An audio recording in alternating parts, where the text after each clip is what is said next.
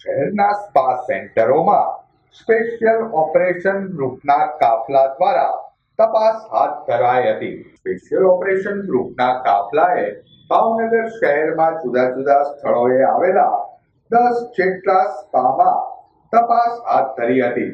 પોલીસની તપાસમાં સ્પાનું રજીસ્ટ્રેશન, સ્પામાં પરપ્રાંતીય અને બાંગ્લાદેશથી યુવતીઓ આવતી હોય છે ત્યારે તેનું ડોક્યુમેન્ટ વેરિફિકેશન તેમજ સ્પા સંચાલક દ્વારા ભાડા કરાર કર્યો છે કે કેમ, સીસીટીવી ફૂટેજ વગેરે અંગે તપાસ હાથ ધરાઈ હતી.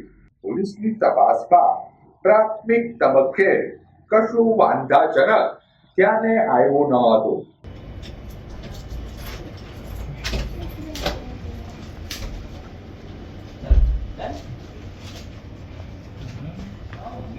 ના લેવા જીગરભાઈ, મારે ખાલી બધાને આઈ કાર્ડ જોઈએ, બીજું કાંઈ નહીં. વોટ્સઅપમાં હા પ્રોક્સી સર તમારે રીલ જોઉં. અરે તમે રીલ ભલે જોતા હોય. ના ના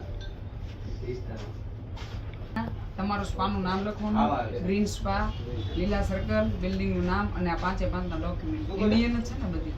કન્ફર્મ છે? ઇન્ડિયન પણ ક્યાં નહીં? આવી છે આપણે બોમ્બે કે દિલ્હી? ગુજરાત. ભૂલતા નહીં હો ભાઈ. ભલે પેલા દિવસ દરમિયાન આવે છે 8 વાગે પહેલા. જગાવ બધા કરેલી તમે બિલ્ડિંગ કરતા આવે તો જેટલા પણ કર્મચારી હવે સાંજે વાળી અહીંયા શું કરવા આવી છે? રાતે આવી હા તમે